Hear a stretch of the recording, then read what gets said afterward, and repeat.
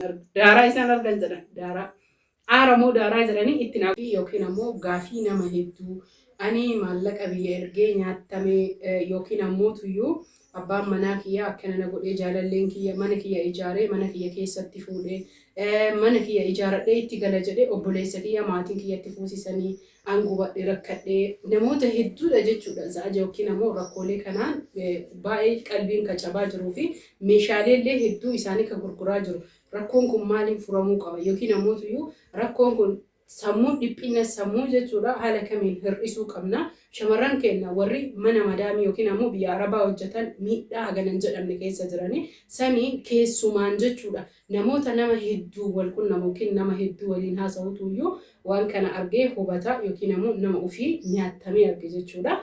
Assalaamu alaykum wa rahmatullahi wa barakatuh. Ashama harka fuuni amantiif kutaa sooliin qoodii baga jiraattan jirra jiru.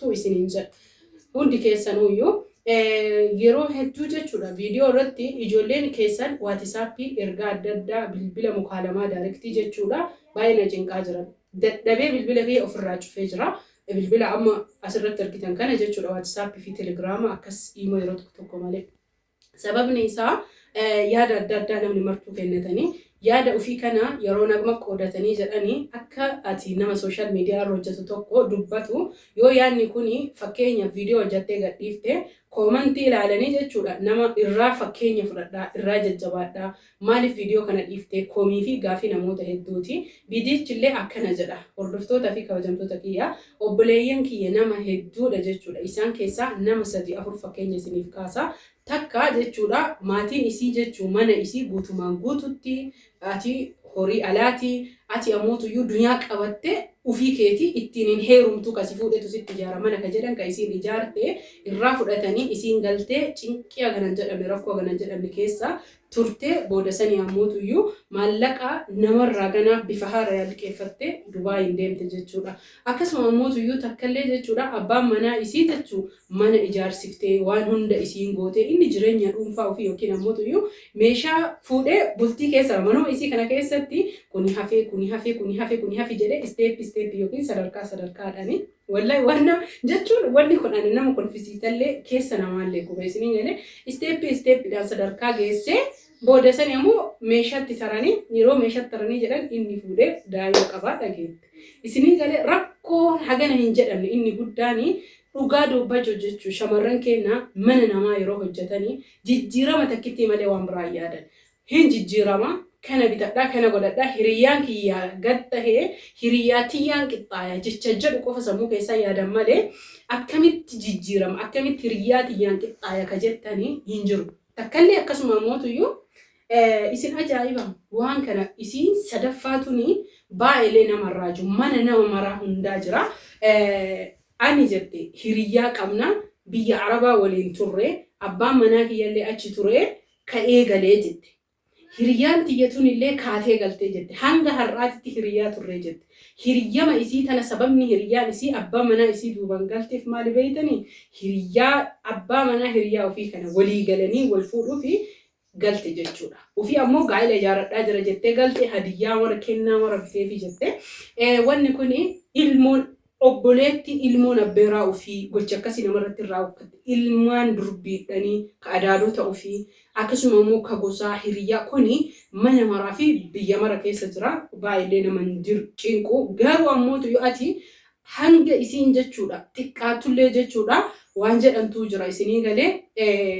bakka ibiddi jiru aarri dhokatu jedhan bakka ibiddi jiru waan fedhellee yoo ta'e aarri dhokatu akkamitti mallaqaafa hadiyyaa bittuu fi isiin biyya galtee hadiyyaa irraa uffata hirribaa biteef jette amma isiin isii gubee jiru anillee dubartii akka keessaniiti dhugaadha jechuu asirratti yeroo bayee dubbadhu isin afotti nama jabduu nama cimtuu ta'uu danda'a isiniif fakkaachuu danda'a akka isin na ibsitanitti ciminni rabbuma biraa isinii galee anis dadhabduudha laaftudha rakkoolee adda addaa qaba hawaasni keenya kuni manni hundi gubataa bula galama daaraa isaan argan jedhan daaraa jedhanii itti naaguutaa koomantii jalatti. Kanaaf hordoftoota fi kabajamtoota kiyyaa maaliif waa'ee shamarran keenyaa rakkoo keenyaa maaliif gorsa keenya dhiiftee jireenya kee bichaa fiidaa naan jettanii anillee jechuudha ufumaaf jiraadha isinillee ufiif jiraattan haa ta'u malee darbee gorsa kiyya isinii keessa isinii qoodaa jira. Namootiin rakkoo kana qofaa miti hedduudha jechuudha. Mana obboleessi kiyyatti na jalaa fudhanii warri kiyyarraa na ari'anii mana kana gubaa waan ilaalcha hedduu biyya galtee jechuudha. Obboleessi mana gurguratee mana biraa itti ergaa ture viidiyoo kan biraa itti ergaa. Asuma Shaashamannee jechuudha. Shaashamannee ganda malkaa odaa mana biraa itti erga viidiyoon ofii manni isiin jiru inni inumaayyuu gaafa isiin galtee jette ganama san biyyaa bahee jechuudha. Hagana wal rakkisaa jira ilmi namaa. Mujattii maraattee qaba as malkaa odaa meeshaa nu biraa qabdi. Meeshaa aalama jechuudha. Amma meeshaa kana gurguraa jedhanii namni nu dhufee meeshaa san ganaa nama ajajatu bakka jijjiiraa haala saniin inshallah rabbiin fayyaa kennu kun ammoo akka galee dhibamuun rakkachuun rakkoo kana hunda keessaa furmaanni isaa jechuudha numa harka jira mataa keessan keessa jechuudha. Uf amansiisuu rakkoon addunyaa kana irratti akka dhufuu fi akka yeroo hunda nu mudatu beeknee rakkoo yoo dhufee jedhee obsa jechuudha. Obsa jedhan namni obsa xiqqishuudha. Obsa barreeffamaan jechallee xiqqishuudha. Garuu jireenya kee guutuu gahee guddaa taphatti. Jireenya kee guutuu booressuu danda'a obsa jechuudha. Kanaaf hordoftoota fi kabajamtoota kiyyaa ani wanni isiniin jedhu obsa qabaadha. Dursa waan baay'ee haasa'ee fi miti baay'ee haasa'ee jira. Maallaqa keessan akkana qabadhaa, meeshaa keessan bitadhaa akkana baar jechuudha. Sababa maallaqa nyaachuu yeroo meeshaa nu binnee finnu nama meeshaa saniin nu ari'ee maallaqa nuu kennaa jedhu jira. Bar isinii galee maallaqa nuu kennaa warra jedhutu iyyuu jira. Maallaqa san as kennaa. Maal gooti meeshaa kana mar shangoo beektan diddirii kataaziyaa kasargii yeroo jechuudha rakkooleen adda addaa yookiin ammoo iyyuu sirni adda addaa jiru ittiin ka qopheessan sanii isa saniif bittimoo maaliif kana mara bitti jedhanii isaan raajaa. Kana waan ta'eef jecha ana faarayaa miti. Rakkoo shamarran keenyaa tokko rakkinni keessa. Anallee dabalatee nama yeroo tokko jechuudha nama sobee akka kudhan nama sobuu beekaa. Nama yeroo dhibba jechuudha dhibban eegina ilma namaa kanarra dogoggora yeroo dhibban eegina ilmi namaa jechuun hin dogoggora jechuun miti. Anillee mataan kiyyan dogoggora atis innis illee hundi kennaayyuu walaakin jechuudha ilmi namaa dogoggorri daangaa qaba. Gaafa jalqabaa birrii ergitee ittiin inni janajjane fakkeenya mallattoolee hedduu jira. Dhiirri ajaa namarraa hin qabne yookiin ammoo hariiroo biraa eegalee jedhee biyya namaa fagoo teettanii mallattoolee addaa qaba. Bilbiltuun argattu. Siigalaa irraa miti. Dhiira tokko gaafa bilbiltoon ila abbaan barbaadanna aaraa warri dhiiraa hordoftoonni kiyya jechuun isiniyyuu beektanii miti dubartii jechuun obboloota keessan feetan aaraa. Garuu mallattooleen isaanii gaafa ati maallaqa ji'a fixattu sii bilbila. Rakkoolee hedduu tarreessee sii kaaya. Gaafa ammoo ati isa barbaaddu niitorkii cufata. Niitorkii na rakkise. Kaardii keessan qabu. Daata dhumate. Baadiyaa deemu. Akkas ta'e. Kana ta'e. Bakka rakkoo wal jala kaa'ee guutumaan guututti bilbila sirraa fagaata.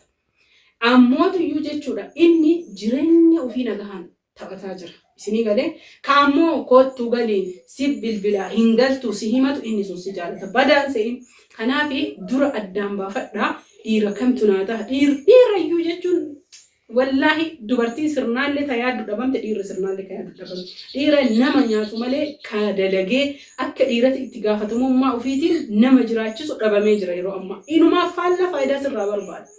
Inumaayyuu si ajaa'iba maal narraa feeta siin jedha. Faayidaa ganaa ati itti gaafatamummaa silaa dubartii daangaa tartee yeroo silaa tolfattu bareechifattu dhiiftee riskii hariitaa. Wallahi garuu rabbumatu jiru jechuun ajaa'iba. Fedhii rabbiiti haa ta'u garuu ani wanni kun hedduu mataan ho'isa.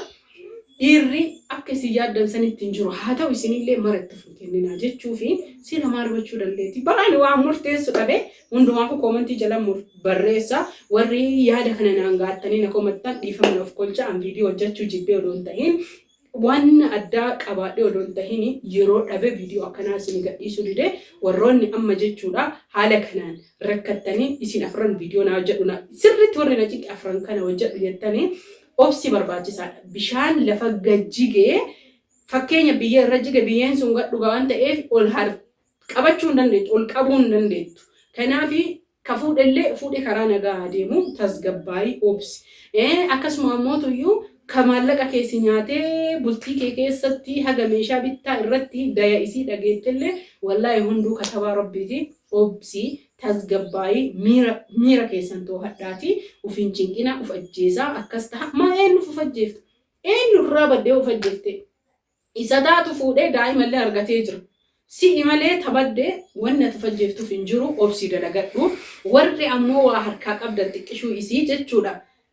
Bultima ijaaruuf odoon tahin ka akkamtu naa ta'a isinii galaa jira miiqa akkamtu naa ta'a jedha. Wallaahi rabbi isinii haa filatu caalaa rabbitu namaa filata. Viidiyoo kanarratti wanni haasa'u baay'een isaatiyyuu jechuudha sagantaan gattaa'ee isin hojjechuu qaba malee akkanuma wal keessa laaquun barbaadu waan isaan na komatanii umurazaan nama beeytu malee faayidaa kee malee hojiidha waa'ee hojii faayidaa kee malee hin dubbattu waan naan jedhanii fi sababa kanaaf viidiyoo hojjedhe malee viidiyoo akkanaa ammoo itti yaadu nama barbaachisaa obsa si barbaachisaa bakka sila namaallee osoo mari'attee nama wajjin rakkaa fuutee deemtee baay'ee namatti tola. Hundumaafuyyuu naa obsaa isiniin jedha. Obsi barbaachisaadha. Obsi gahee guddaa taphata. Yoo obsitanii jettan bakka yaadan geettanii yoo obsitanii jettan maallaqa isin jalaa bada. Gara abbaa manaa gaariillee milkaa'uu dandeettanii obsi ammoo milkaa'ina jireenya keenyaati isiniin jedha. Rabbii yaada muraada kennan waa guutuu nagatti toraa bulaa isin hundaa isin jaaladha. Fayyaan faaya Oromoo koo.